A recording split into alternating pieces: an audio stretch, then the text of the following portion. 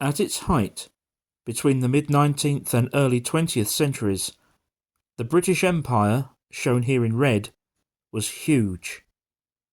Yet, despite its size, it retained a relatively small standing army. One of the ways in which this could be achieved was by maintaining a large and powerful navy.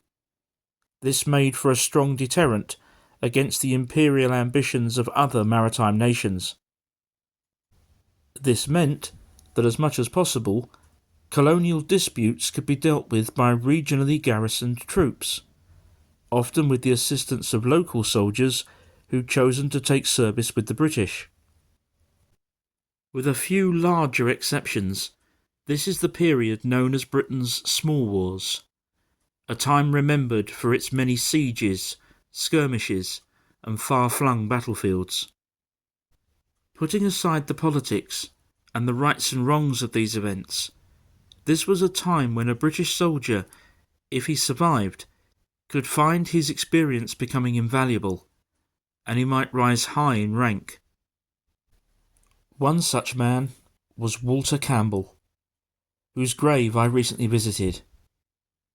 His military career reads like a Victorian adventure novel, yet he began as a university dropout, who survived the small wars, and whose experience made him an invaluable, if often forgotten character from World War I. This, then, is his remarkable story.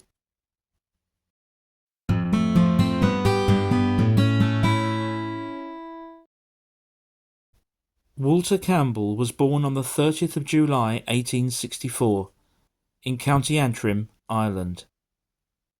Today, of course, County Antrim is part of Northern Ireland, but 1864 was long before the partition, when the whole of Ireland was still part of the United Kingdom. Most of his education took place in England. He studied first at Wellington College in Berkshire, and then Trinity College, Cambridge. But after 3 years he'd had enough. He decided that it was the military where he wanted to be, and he left to join Sandhurst. As a trainee army officer, 3 years behind most of his contemporaries, Campbell knew he would have to work hard. He certainly did so, and was commissioned as a second lieutenant in the Gordon Highlanders in 1887, while still aged just 22. Although he couldn't have known it at the time, it was the start of a remarkable 40-year career. By the 1890s, and now a first lieutenant, Campbell was in action. He saw a great deal of service in India, and was part of the Chitral Relief Force, which raised the siege of the fort of Chitral in 1895. 2 years later he was promoted to captain, and was again in action as part of the brutal Tirah campaign. This was an Indian frontier war that lasted from September 1897 until April of the following year. The British Army alone took over 1,100 casualties, with an unknown but huge number of Indian losses on both sides. A month after the campaign ended with a British victory, Campbell was again promoted, this time to Major. The following year, 1899, he was transferred to South Africa, where the Second Boer War had just broken out. This was a horrific conflict that dragged on until 1902 and cost the lives of tens of thousands of people, civilian as well as military. Campbell saw a lot of action in the South African War, particularly in its early phases, and he was mentioned in dispatches on numerous occasions. This led to him being awarded the Distinguished Service Order in November 1900. Upon his return to England in 1902, Campbell was appointed Deputy Assistant Adjutant General to the 3rd Army Corps and posted to Ireland. In the field, he had always shown himself to be a great organiser. Now, his administrative skills would really come to the fore. However, as we can see from his gravestone, Walter did take the time to marry, and this took place on the 20th of July 1904, just 10 days before his 40th birthday. He married Gladys Isabella Jordan, the daughter of a fellow army officer Colonel Lutley Jordan. They would go on to have 2 children, Eileen Isabella Campbell, who was born in 1905, and Nancy Campbell, who was born in 1914. With his military and administrative skills flourishing, further army promotions followed. He was made a lieutenant colonel in 1907 and a full colonel in 1911. At the end of that year, he was also appointed assistant quartermaster general. Then, of course, in 1914 came the First World War. Few could match Campbell for experience and ability. He was immediately promoted to brigadier general and, just 2 months into the conflict, was appointed deputy adjutant and quartermaster general to the British Expeditionary Force. Early the following year, 1915, saw the Mediterranean Expeditionary Force launch the disastrous Gallipoli campaign. That July, with the offensive stalling, Campbell was temporarily promoted to Major General, and he took over as the force's Deputy Quartermaster General. The whole of the Gallipoli offensive, which came to an end early in 1916, brought very little for the Allies to celebrate or cheer about. But ironically, the one aspect that was a complete success was the efficiency of the withdrawal and evacuation. This was due in no small part to the skillful work of Walter Campbell. Early in 1917, he was awarded the Order of the White Eagle Second Class by the Serbian government, and the following year he took over as Quartermaster General to the Imperial Camel Corps, based in Jordan. Around this time, as can be seen here, he was brilliantly sketched by the official war artist James McBay.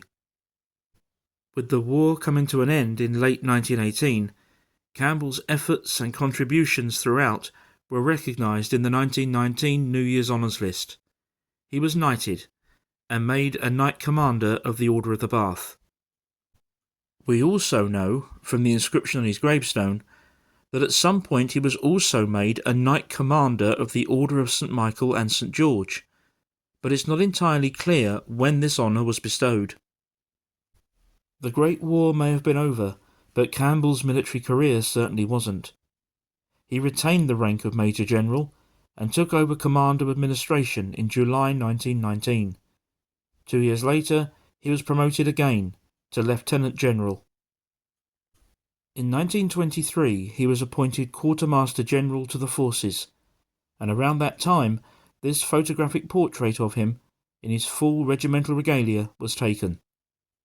He retired in 1927, exactly 40 years after he had first graduated from Sandhurst.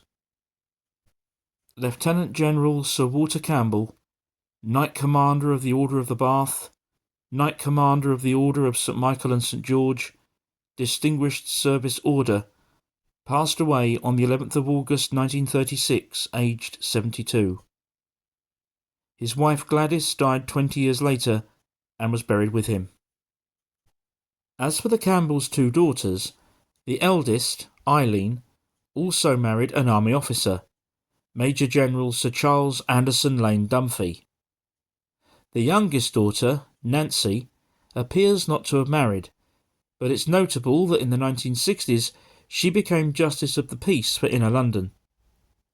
She passed away in 2006, and as we can see from this photograph, her ashes were interred with her parents.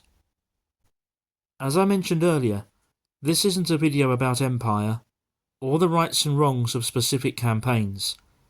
I was drawn to Walter Campbell's story because he was a self-made man, something I always admire. He joined the British Army and rose through the ranks on the back of hard work, talent and bravery. And in World War I, he gave the British Army exactly what it needed, at some of its most crucial moments. A number of elements of his story are reminiscent of those of John Berryman. He was a soldier who was awarded one of the first ever Victoria Crosses for his actions during the famous charge of the Light Brigade. 2025 sees the bicentennial of his birth, and a few years ago I visited his grave and made a video about his life story. If you'd like to see it, You'll find a link on screen in a few moments. I hope you've enjoyed this video. Please like, subscribe and press the notification bell for more.